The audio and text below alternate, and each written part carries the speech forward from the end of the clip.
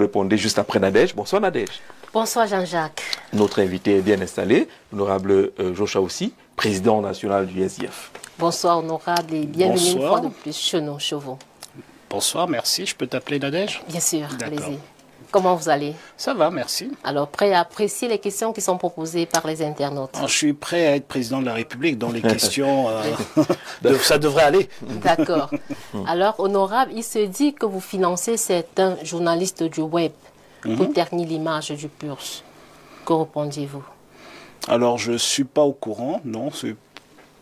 C'est quoi le PURS? Ah, le parti politique? Exact. Oui. Non, non, pas du tout, pas du tout. On a toujours été droit dans nos bottes, on n'a jamais attaqué qui que ce soit. On fait une politique sur... Et ça dérange beaucoup de gens. Faites pas les tacles, pas derrière. On fait une politique sur des idées et pas sur des personnes, ni sur les ragots de couloir.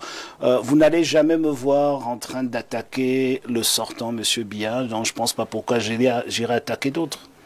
Avez-vous peur des adversaires politiques de l'opposition? Non, non, pas du tout. Que ce soit, je n'ai pas d'adversaire dans l'opposition. Mon adversaire, c'est le sortant, Monsieur Biya.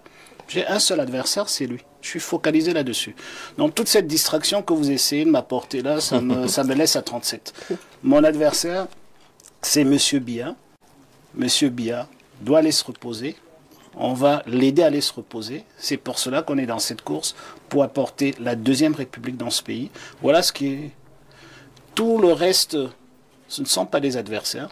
Ce sont des candidats dans cette élection que je respecte et je dis à qui veut l'entendre que cette élection à 12 n'est pas une élection trop nombreuse.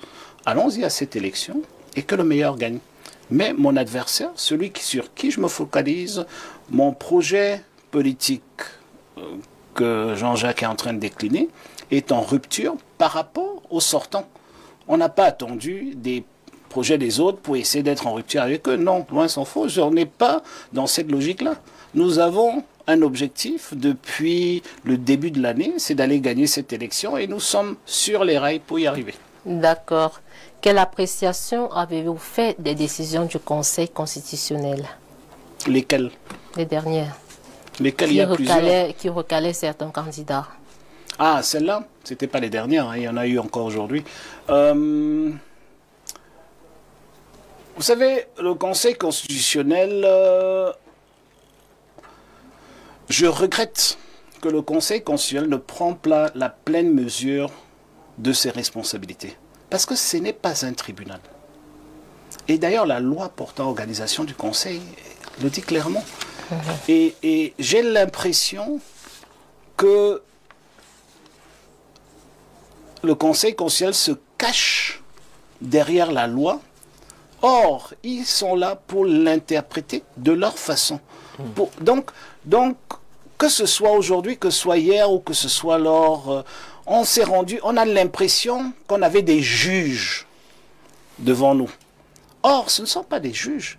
Et c'est là où ça peut faire débat. Et d'ailleurs, je l'ai dit à nos avocats qui sont allés hier, que vous n'allez pas au tribunal. Vous vous préparez comme si vous allez au tribunal. Vous n'allez pas au tribunal. Vous allez au Conseil constitutionnel, qui n'est pas un tribunal. Et donc, vous devez... Les habitudes que vous avez devant la Cour doivent être un tout petit peu différents là-bas, parce que ce sont des personnalités qui peuvent prendre des décisions, tout simplement, qui vont dans le sens de la République, et pas forcément seulement intégrer les dispositions de la loi. Donc c'est pour cela qu'ils existent, parce que le Conseil constitutionnel existe aussi parce qu'on sait que les lois peuvent être faillibles à un certain moment. Donc moi je regrette le fait qu'ils ne prennent pas leur rôle pleinement. Mais bon, ça vient aussi de la façon qu'ils sont choisis, ça vient aussi de beaucoup de choses. Mais vous savez, une démocratie, ça se construit.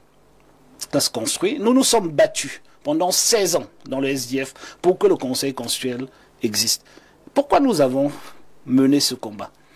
Et d'ailleurs, c'est grâce à l'intervention de notre camarade François Hollande que Paul Biya est revenu et a mis en place le Conseil constitutionnel. Parce qu'on voulait sortir du tribunal pour aller vers un Conseil constitutionnel.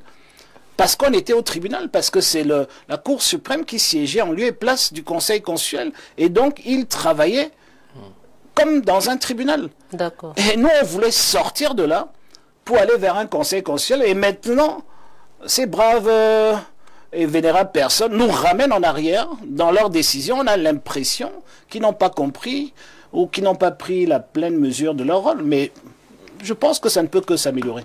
Et on avance.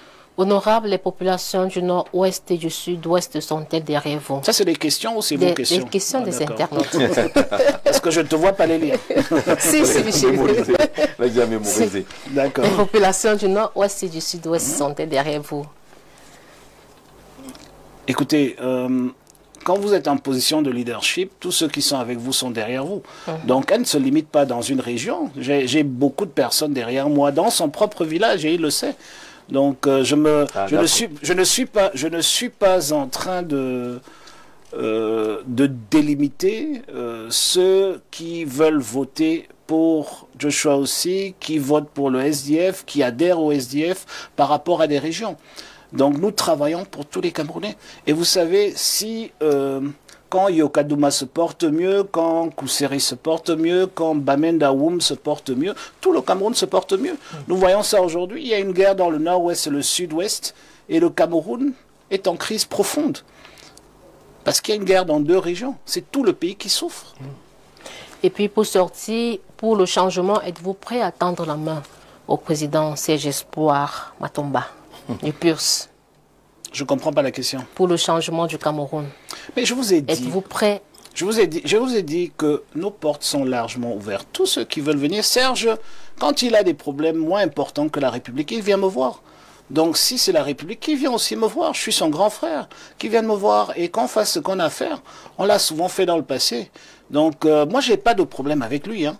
J'ai aucun problème. Vous êtes venu avec... c'est maintenant que je comprends votre question sur le PURS. Nous n'avons pas de problème avec le PURS. Si le PURS se contente d'avoir un problème avec le SDF n'a aucun problème avec le PURS. Joshua aussi n'a aucun problème avec Serge Espoir Matomba. Il a fait ce qu'il a fait. Le Conseil constitutionnel a pris une décision. Nous prenons acte et nous avançons. Nous sommes des démocrates, nous sommes des républicains. Nous ne vivons pas sur les réseaux sociaux et nous ne vivons pas dans le Congo-Ça.